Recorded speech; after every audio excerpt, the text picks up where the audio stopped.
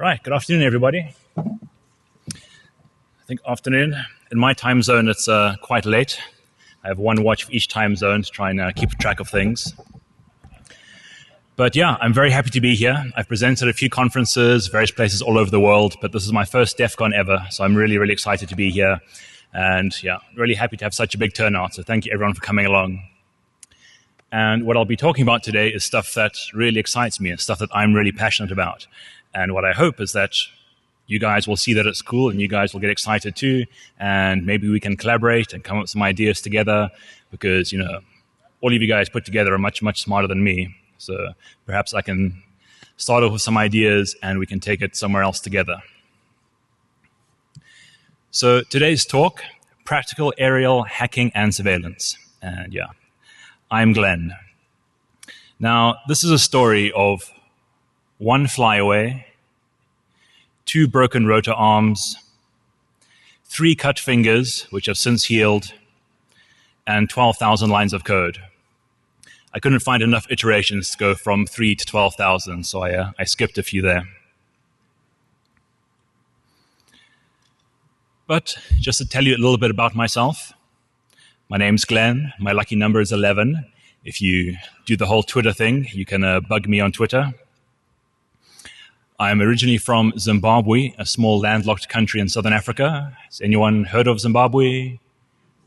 Nice. Been to Zimbabwe? Oh man, 1 guy, 2 guys. All right. Well, you're all invited. It's a lovely country. As a Rhodes Scholar, I studied at the University of Oxford, so I have my computer science master's degree from there.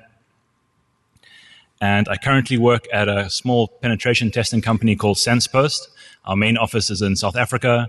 I work for the London office, and I mostly do penetration testing. Recently, I've been running a small innovation center, small innovation lab, but awesome place to work. I'm really, really happy there. And part of what we do at SENSEPOST, all our guys get 20% research time, and in that time, we get to go and play with cool stuff and get flown to conferences and have a whole lot of fun. As I mentioned, I've spoken at a few conferences before, so all over the world, from Moscow to Paris to South Africa and a whole bunch of other places.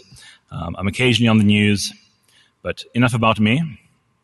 I'd like to welcome those of you who were here last year. Very briefly, in about 10 minutes of just having a quick look, I can see about 20 or 30 of you in this room were here last year, so welcome back. I'll tell you a little bit about that later. And welcome to those of you who are traveling from quite far abroad. I see there's people here from all over the world who, although are at a security conference, are not very security conscious. But enough about that. Let's get into the actual talk. So the title of the talk is Practical Aerial Hacking and Surveillance. Now, it's a whole bunch of funny stuff right there. What do I actually mean, and what is this all about? So some time back, I kind of had the idea, I've seen a lot of stuff in the media about drones and flying machines, and I've always loved RC stuff, RC cars, RC planes as a kid, and more recently these slightly more complex ones. And I noticed they started getting quite a bad name in the media. So I don't call this thing a drone anymore. I call it a UAV or my toy helicopter, because I say drone and people look at me funny and get quite uncomfortable. And it's actually an interesting feeling that I felt before. So growing up as a teenager and kind of getting into the hacker scene and wanting to be a hacker and learning stuff, back then, if you kind of told someone that you're a hacker or you're hacking stuff, they had a very negative reaction and they kind of didn't feel quite comfortable with you. They knew that in the media they had seen stuff, hacking is bad and these hackers are terrible and they must go to jail. And I think now we've kind of progressed and society's kind of accepted us and things are much, much warmer. But now I get the same feeling when I talk about drones and these flying machines. I think because of the way things are portrayed in the media, people are a little bit unsure, a little bit uncomfortable. They don't really understand them. And that's probably fueled by all the terrible reports we see of drones in foreign countries dropping bombs and they're going to take over the world and all sorts of things. I thought we were kind of on par, but a month ago it cut up my fingers really bad. So now I know that he is boss, but we still have quite a nice relationship. So I also noticed that in the media, there was all kinds of stories about drones being used for kind of surveillance, data interception, not so much on the data interception side, a lot on the just surveillance, so cameras and I guess old school surveillance, and a little bit on more digital surveillance. And I kind of got to thinking, well, that looks fun. I love flying things. I love hacking. Maybe I can take these two passions and put them together and try and create my own aerial hacking machine. And so that's where my story started. I wanted to put something together for myself that was affordable, didn't cost millions of dollars, was comprised of kind of off-the-shelf hardware and open source software that anybody can build. I also had a few other requirements. So I wanted to build possibly a range of devices. I wanted something that had both short range and agility, and also something with long range. So something that could fly for tens or hundreds or maybe even thousands of kilometers and operate at an altitude beyond what we call the audio horizon, the visual horizon, so higher than you can see it or hear it, so it can detect what's going on down below. And I wanted something that had low noise and low visibility. Quite often I find when I talk about this stuff, people kind of say, well, if I see it buzzing around my head, I'm going to shoot it or swat it or something. And it's not going to happen when it's at 300 feet and going 60 kilometers an hour.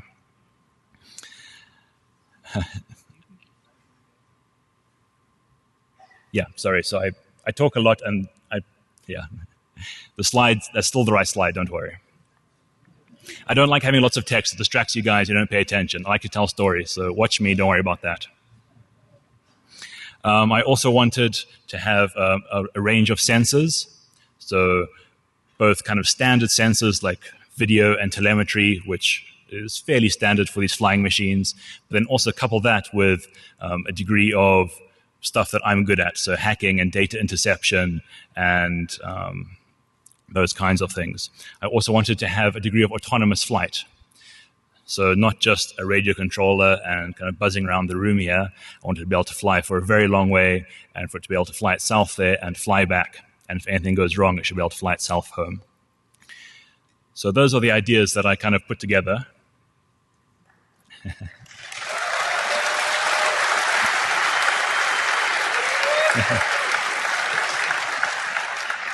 I heard rumor of this. I thought because I started talking, you guys had forgotten. Well, of course. The drone needs a shot.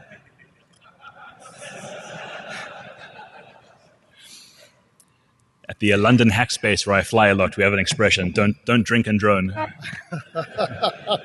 Well, new speaker, show him some love. Congratulations.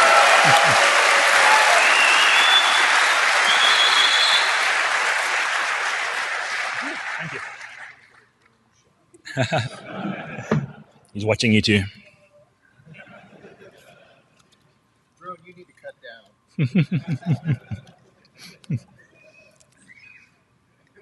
Thank you. You're welcome, as you were. Thank you. So, now that my mind is clear. So the idea was, I saw a lot of this drone activity in the media. I liked building drones and flying drones, and I thought, hey, can I make my own surveillance drones? And I've built one, and I'd like to tell you a story about how I built it. So some of the reports that I said I've seen in the media, if you just search for drone and data interception or something like that, you just get lots and lots of results. There's a few here. Eyes over Compton, police spied on a whole city with some high-altitude drone. CIA flew stealth drones into Pakistan. This one's interesting. U.S. Army Hummingbird, this A160 Hummingbird. It's got a 1.8 gigapixel camera, and that can track people down to this kind of size from 20,000 feet, which is pretty cool, and can track 65 people at the same time, which is really badass. But this one's fairly recent. African firm selling pepper spray bullet firing drones. That's that guy on the bottom on the far side. It's called the Skunk, and it's a 6-rotor, fairly big one. It's got 4 paintball turrets, and it shoots pepper spray pellets, and it's got a strobe light and loudspeakers, and it's actually terrifying. So if you ever do come visit us in South Africa, watch out for those guys.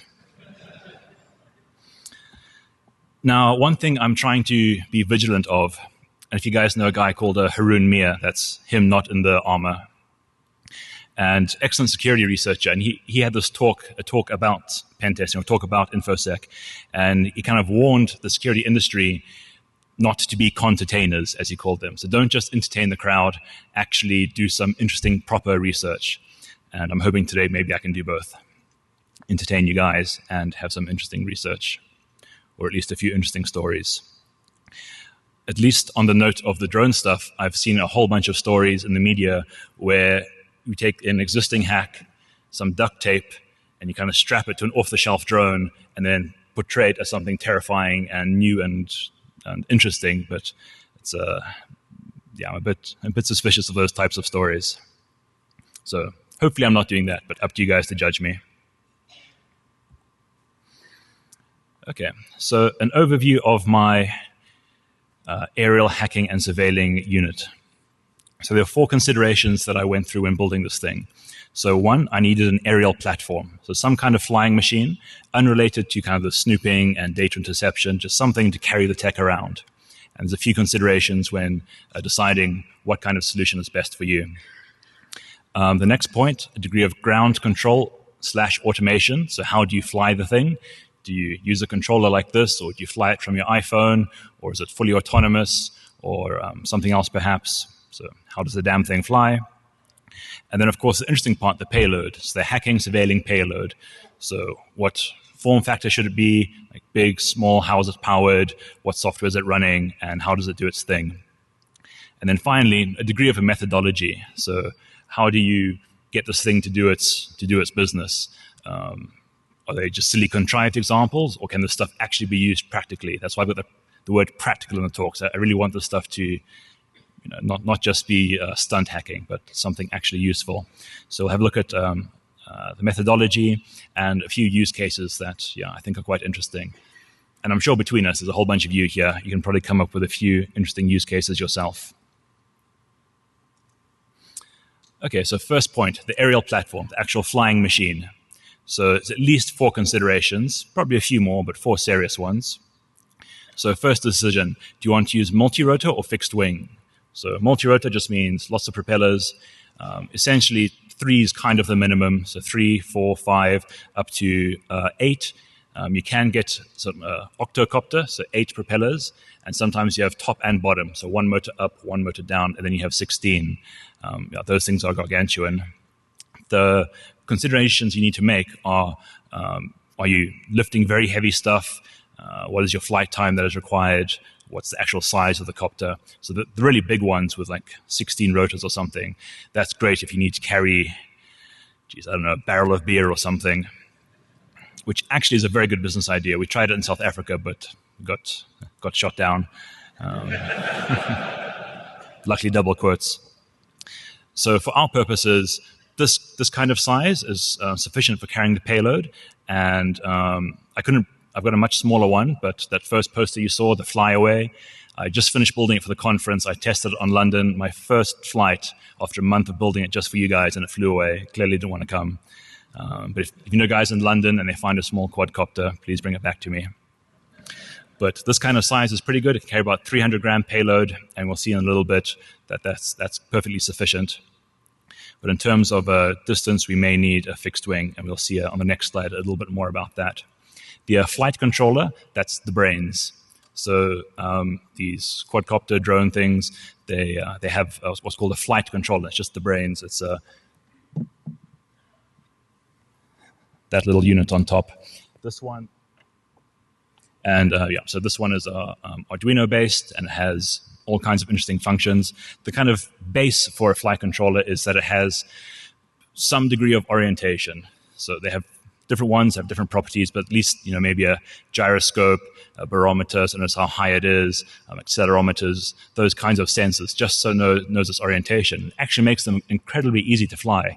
It's much easier than a helicopter or any other traditional RC units. Basically, because I just say go up, and the computer decides, okay, I need to put this power on this motor, this one on this one. Okay, there's some wind, so I need to compensate and go this way. And because of the flight controller, it's actually incredibly easy to fly. But there are some decisions on which one to get. It's almost like the OS wars in our sphere. Cameras. So we'll look at a few different kinds of cameras. Essentially, do you want high resolution, long range, short range, FPV, infrared, and then a GPS. So GPS has two functions. The bit sticking out the top of that one is a GPS used for navigation. So it knows where it is, which is useful for if I tell it to fly 10 clicks that way. Or if there's a strong wind and it's being blown off course, it knows, hey, I'm off course, I need to compensate and go a little bit more east. I also have a GPS unit, and I'll talk about it a bit later. Essentially, if I lose it, if it flies away or if it gets captured, there's a homing beacon on it, and I can just essentially send a text message to the homing beacon, and it texts back with its GPS coordinates.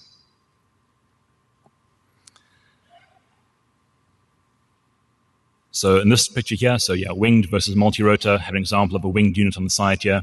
So the winged units vary from very, very small to, so the Penguin is one of my favorites. That's not a Penguin, that's an Aero A, I think, but the Penguin is a really big fixed wing one. And it comes down to largely your payload and your range. So this guy, about 300 gram payload, but the battery life's only about 15 minutes. That's useful for different scenarios. So say if I just need to do a short distance or go up the side of a building or land on a roof or something. If we want a longer range, guys like the Penguin, these fixed wing jobbies, we can get about 300 kilometers of range out of them, which is phenomenal.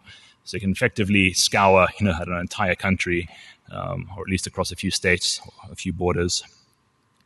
And so I was looking at, I want either long range or short range, depending on a few criteria, low noise, and a decent payload.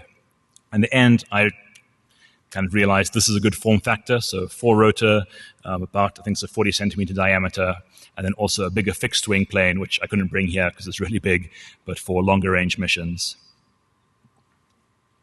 So the flight controller, which I briefly mentioned, the brains of the unit. So the picture you see on your top left. So the top left, that's this one I've got here.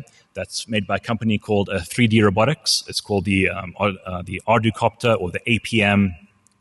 And it's very, very popular these days. It's open source hardware, so you can kind of modify it or make your own. And also, all the software is open source too. So you can go and download the source code. And if you wanted to modify it, an important lesson I've learned, I'm not a very good programmer. And, if I write software on my laptop, let's just try it and see if it works. Oh, it crashes. Never mind. Let's try again. You can't take those risks with flying machines because you can't just do some debugging at 300 feet and see if it falls out the sky, because that's that's not a very clever approach. So the guy up on this side is, I can't see my mouse pointer. On the left is the APM from 3D Robotics, open source. The one in the middle here is an Open Pilot, which is a very, very popular project. And I think it's also open source. And you can put the Open Pilot software on other flight controllers too. The green one is the KK board. It's a little bit big, I think. Very, very popular. My favorite at the moment is the red one. So the red one's called a NAZE32, N-A-Z-E-32. And it's an amazing project. It's a one-man job. It's this guy called Timecop. And it's just one man who designed the board, built it, and he solders each one by himself and kind of ships them. So it's a little bit hard to get a hold of them. And I think, this one's closed source at the moment. The red one at the bottom is, I suspect one you guys may have heard of. It's called the NASA by a company called DJI. Now, you guys probably know the Phantom. The Phantom's the one you always see in the news. It's the white quadcopter with the kind of red stripes on its arms. It's kind of buy it, ready to fly. And that's the flight controller that they use. Closed source, proprietary, kind of the windows of this this group of things here with other guys, or maybe more Linux or BSD. And you have the exact same wars as you do with the OS wars. So you have people who pick one of them and back them completely ignorantly, saying, no, this one's the best. You guys don't know what you're talking about. There are some issues with the open source ones, in that they do seem to be fairly immature, and they push features a bit more than reliable code. And you have this thing called a flyaway, and there's the flyawayclub.com or the Twitter handle flyaway.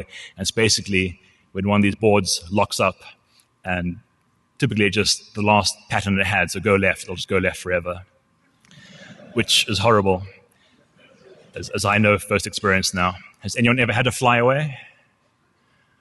Oh, that's terrible. I'm sorry, guys. I feel your pain. Geez, at least 5 in the audience. That's horrible. Anyway, go to flyawayclub.com and register it. And we have monthly meetings and talk about our feelings about our drones that left us. Okay, so choosing the right flight controller is quite important. Another nice aspect of, say, the APM here is you can interface with it. So because it's based on Arduino, it's got a set of GPIO pins, so you can like build your own hardware that interfaces with it, which is very useful for our type of scenario here. And we'll see why in a little bit. Cameras, another very important consideration. So my guy over here, he's got a GoPro camera mounted underneath for high-definition recording, and then a small black Sony camera, the one you see on the screen here, for what we call a first-person view.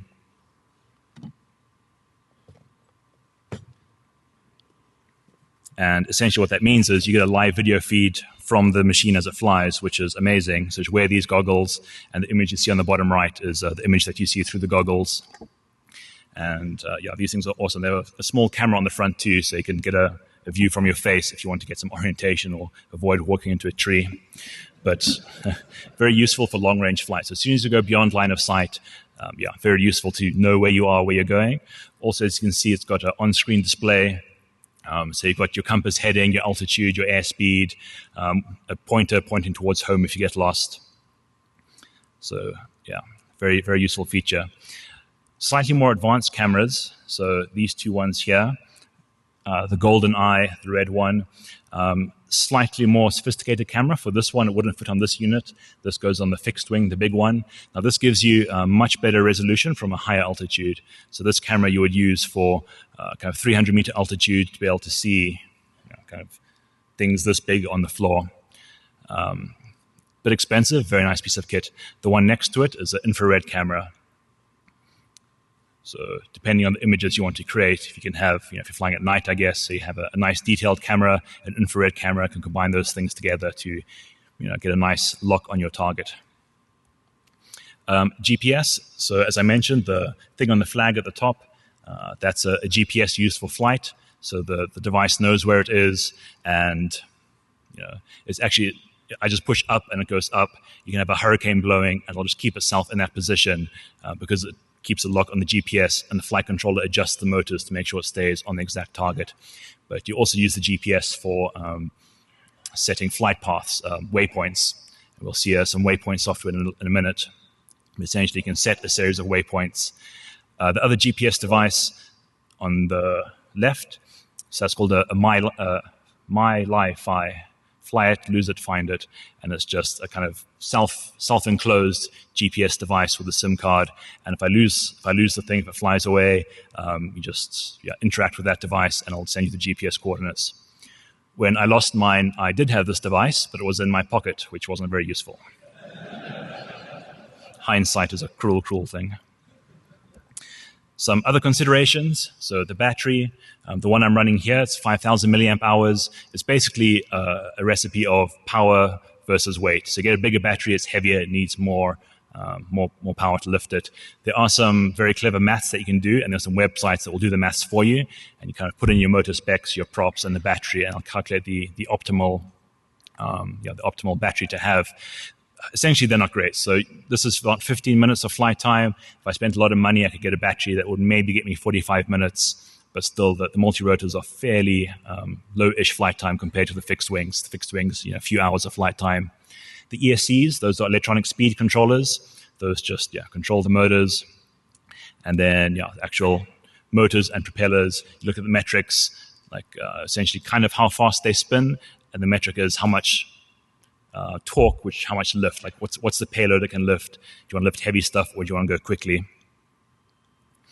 So here's a diagram illustrating kind of the form factor practicality.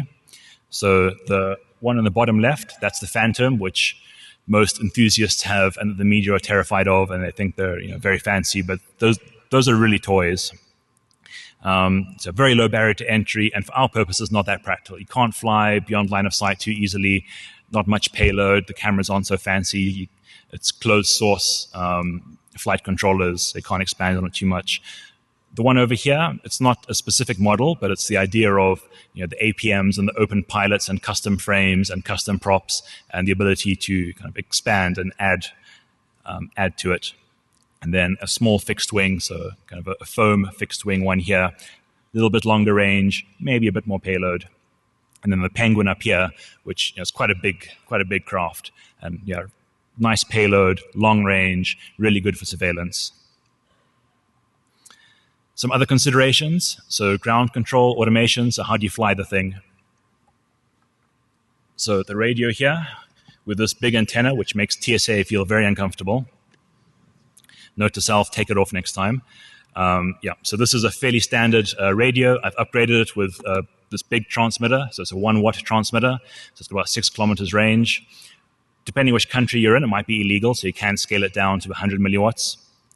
That's kind of for flying, mostly within, either with the goggles out of range or essentially within around 6 kilometers range. The device at the top, so that's some automated flight software. So essentially, from my tablet, I can connect to the flight controller, and I can see all kinds of metrics. So what's the horizon, what are the GPS coordinates, what flight mode is it in, and you can set waypoints. So you can say, right, I want you to fly here, here, here, here at these altitudes, and go. And it'll just fly itself. It can go far out of range from your controller, it doesn't matter. And so that's very useful for our purposes. The most interesting is devices like the ones on the bottom left there. So that's a very new product over here from a company called Drone Deploy. And essentially what they've created is this thing called a co-pilot. And remember I mentioned these APM devices have the ability to plug in kind of external hardware to control it and to interface with it. So they've built this device here. And this co-pilot plugs into the flight controller. It's got a SIM card, and it's got outbound data connection to essentially a cloud service. So you log on to the Drone Deploy, your Drone Deploy account, and you can see all of your drones on the web page wherever in the world they are, because the co-pilot has a SIM card, it has LTE data, and essentially you can control a fleet of these things from this lovely web interface, a nice layer of abstraction from the actual device. And that's actually really useful for us when you want to be kind of identifying individuals, tracking individuals for long periods of time, far beyond line of sight. Here's just an example of Q ground control, which is an open source bit of software. So they've got a few packages you can download, but it's open source, so you can build your own Q ground control software to control these devices. And you can see here I've set up a flight plan to fly around the city here. Of course I didn't, because it's illegal to fly over any kind of private property or people without consent. And so this is Drone Deploy, the website I just mentioned.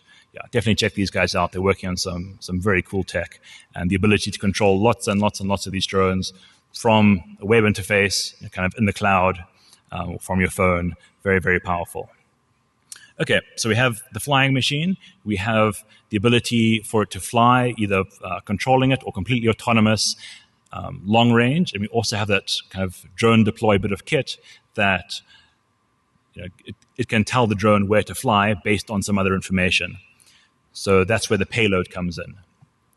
So the payload is the actual hacking kit on the machine. And the hacking kit will do the surveilling and the detection of people and breaking into whatever infrastructure. And it can also feed information to the flight controller and say, hey, I detect quite a strong signal in that direction. Let's fly that way and drop water balloons on that target over there.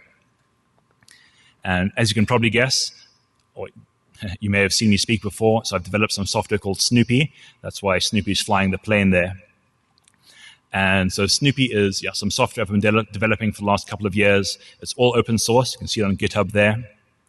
To describe it in kind of a sentence, Snoopy is a distributed tracking, profiling, and data interception framework. It runs on anything that runs Linux. So, for example, I've got a BeagleBone here, or a Raspberry Pi, or something like that. Also, I've got an N900 cell phone, which runs Linux, amazing phones. And essentially, what it does, you have kind of an array of these sensors, and you can scatter them over some large area, attach some to drones, some on the ground, and they have a series of plugins that collect various bits of data and send that data to a central server. Now, what kind of data? So given that we're interested in surveillance and hacking, the kind of stuff that I mess with, this thing's got a Wi-Fi adapter. So all of you guys have left your Wi-Fi on, which is most of you it seems. You may or may not know, if you've left your Wi-Fi on, even if you're not using it, your phone is constantly sending out these things called probe requests, which basically are it looking for every network you've ever connected to. So you're sitting in the audience, but your phone is looking for your home network, back in South Africa. And included in that is your MAC address, so I can uniquely identify all you guys. And from the names of your networks, I can figure out stuff about you. So if your phone is looking for Bank of America corporate Wi-Fi, you probably work for Bank of America. But possibly of more interest, there's an amazing website called wiggle.net, W-I-G-L-E, and it's a crowdsourced war driving database.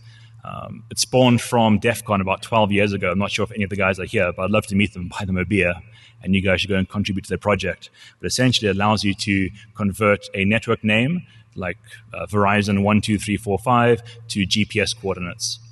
So that's what I do with Snoopy. You guys left your phones on, identify in the audience, I figure out what networks you're looking for, and I can figure out where you live, where you work, where you travel. And that's why I built the map at the beginning. Snoopy is modular, which means you can add your own code and your own devices to it. At the moment, I have support for Wi-Fi, Bluetooth, working on GSM and iBeacon. But essentially, what Snoopy looks for and the way we're going to track people and surveil people is based on what we've kind of coined at SensePost, the digital terrestrial footprint. And each person carries a bunch of devices on them. So you've got your smartphone, you've got your fitness bracelet, your Google goggles, your pacemaker with Wi-Fi. Who thought of that idea? Your NFC bank cards and your RFID tags and your passport. I think in the States, even your ID cards have RFID. So essentially, you all carry this tech on you. And if they emit any kind of wireless signals, that's the stuff I'm interested in. I want to detect that stuff. And some of it is super easy and obvious, like Wi-Fi is unencrypted, it's verbose. Other stuff is a little bit harder, so anything cellular, GSM, a little bit tricky, but there is some stuff pre-authentication, like the TIMSI, a temporal key to uniquely identify you. Then things like Bluetooth, not too hard to detect, and also NFC, RFID. You need to be in fairly close range, so from a flying unit, not so useful, but you, of course, supplement the flying unit with ground-based units. So the RFID and NFC type detectors you'd have in a corridor maybe, and the Wi-Fi you'd have from the flying vehicle. 200 feet, you can't hear it or see it, but it can hear you and see you. And yep, as I mentioned, Snoopy is a distributed framework. So you can have lots and lots of different Snoopy devices, and they all synchronize their data and send it back to one server for exploration. So you can have your 5 flying units in the field. You can have the N900 in a few agents' pockets or something, and a whole bunch deployed in train stations and shops. And as you guys walk around, emitting your digital terrestrial footprint, we can just suck that stuff up and synchronize it and watch you as you move around. Now, what's interesting is even if your devices are individually non-identifiable because of crypto or whatever, sometimes just based on the collection of those devices. So you might have a unique collection of signatures, even though you can't individually identify them. So kind of a cloud of devices that we can use to uniquely identify you. This is what Snoopy looks like. So just running it on a Linux box here. And when it runs, you can specify the iFlag, get all the plugins.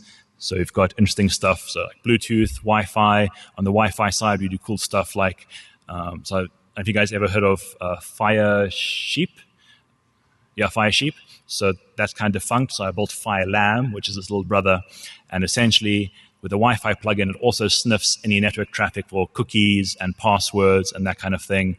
I also grabbed WPA handshakes for later offline cracking. Some data synchronization between servers, rogue access points. So your phone's looking for Starbucks. My device will respond and say, hey, I'm Starbucks. You'll connect, and you'll happily browse your Facebook, and I'll steal all your data. What else have we got? Wi-Fi, sysinfo, man-in-the-middle stuff. Wiggle, so that website I mentioned. So the Wiggle plugin will look at the networks you're looking for and turn them into GPS coordinates and then into Google Street View photographs. And yeah, as I said, it's modular, so you guys come along and contribute. So at the moment, I'm fiddling with some GSM, iBeacon, SDR, some other bits and pieces, maybe some other ideas. So OpenCV, so image detection. So currently we're able to have a camera, so we can detect faces, and maybe we can correlate that with the identification of a unique MAC address. And if you have enough overlap, if there's a corridor and you walk through this corridor a few times a day, each time I'll extract your face, and each time there'll be a few MAC addresses around you, but given enough observations, I'll eventually identify just one MAC address correlated to one face. Cool. So what is our methodology? We've got our vehicle. We have the autonomy with something like the drone deploy or similar devices. QA ground control, that's all open source, so we can build our own. We have a payload, which is the Snoopy hacking software, and we have a ground control down the bottom there. So let's think about a few use cases. So the one idea I have is that if you want to find an existing, say, person of interest, so there's all kinds of scenarios. Say that someone's arrested and you check the MAC address of their cell phone, say no to look for that for later. Or say that we're after a celebrity and we attend multiple events that we know they're attending, and we look for the overlap of one unique signature from all those events to uniquely identify that person. However we get it, we can use the flying machine. You can say, go on a search pattern and kind of take this spiral route here. Keep doing this until you detect that pattern that we're interested in. The most simplest case, just the MAC address. And at that point, hover, drop water balloons, return to base, take a photograph, or whatever you like. So in terms of usefulness of putting this stuff on a flying machine, bypassing physical barriers. So if there's big walls, men with guns, dogs, where you can't maybe get a Yagi and maybe get a good look or something, but with a device like this, we can bypass those physical restrictions and fly past protections or fly over borders or over jurisdiction where you're not allowed to be. And that can be very, very useful. Another use case, say for example, downtown Las Vegas, there's a riot breaking out because I don't know why people would riot in Vegas, not enough booze or something. So big riot breaks out, and I could launch this device from just outside and autonomously fly it. Just click on my map, right, go to downtown Vegas. I've got my FPV camera pointing down so I know when I'm over the crowd, and identify all the persons down below for future prosecution or interrogation. And you can identify them and potentially figure out where they live and where they work and who they are, and just full data interception. Of course, with all these kinds of things, there's horrible things that can be done. So maybe in an oppressive regime, there's a peaceful protest, and the government uses the same tech to go and hover over the peaceful protesters and identify them for future prosecution. So I guess it does go both ways.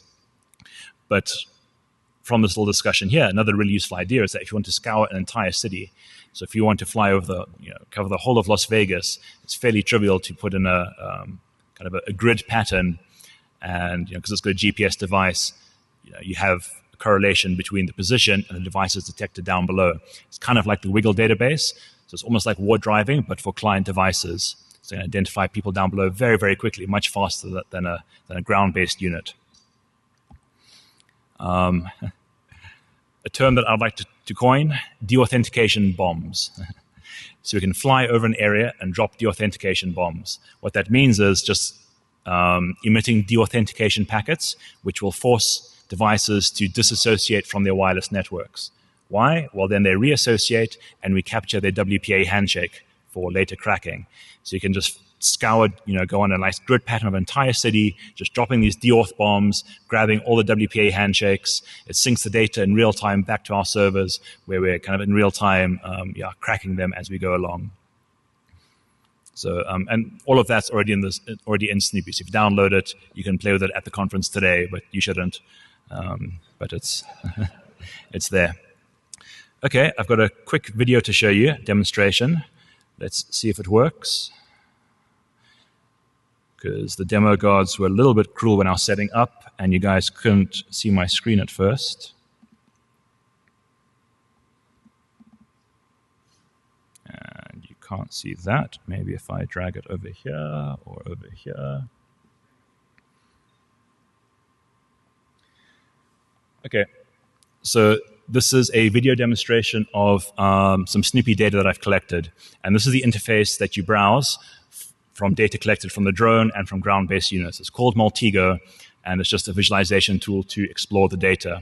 And the scenario is that somebody's landed at Heathrow Airport, and they're a person of interest. We don't know what time they landed or what flight, but we know they landed there. We also, and we have a Snoopy device at Heathrow. We also have Snoopy devices at a whole bunch of local airports, coffee shops, and we have the aerial units flying over local parks. So it's a London example, Hyde Park. And I'm going to run a machine, which is a series of transforms, which will look at all those, I guess, about 10 drones there in the field running now, and it looks for one device that is at Heathrow, at one of those hotels, and has been observed in one of the parks, and it identifies just one device there. And that's, sorry, it's not full screen, I realize, and it identifies this one device, Marsha's iPhone. We identified the name of the phone by passively intercepting her communication. She was on an open network, passive, so very passively. She had no idea we intercepted her data, but from DHCP leases and other bits of information, we identified the name of her phone, which turns out to be her name. We see her phone is probing for those 7 networks there. We geolocate those networks through the Wiggle database, and we notice that that BT Home Hub network she's looking for there geolocates just one address, so we have a very good chance that we know where she lives now. And there's a Google Street View photograph of her house. And what we can also do, let's just get rid of those. And what we're going to do, now I'm going to look, are there any other devices, any other people looking for any of the networks that Masha is looking for? Because that would reveal people she's traveling with, so friends or family or colleagues or something. And we notice a whole bunch of other people looking for the same network, that same network she's been looking for. If it's stuff like Starbucks, it's not so interesting. If it's stuff like a BT Home Hub there, that's probably either a second device of hers or her partner or somebody. And on the side there, RBS, that seems like a work address. It's Royal Bank of Scotland, it turns out. So it looks like she's traveling with some work colleagues. And then we can do the process again, identify each of her work colleagues, geolocate them, try and intercept any of their data, and see what they're up to. Let's just skip forward a bit. Okay, so now from the passive data interception, 2 minutes passive data interception, I'm also having a look at what website she's been visiting, what cookies from those websites. So she's logged into various like Yahoo and whatever. I've got her cookies.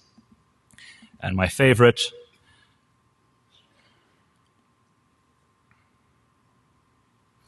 fetch SSL. So I was running SSL strip, all pretty in the background, and there's SSL strip data. Essentially, SSL strip is a way to trick your browser into not using SSL, and I've extracted passwords there for a bunch of websites that she was using.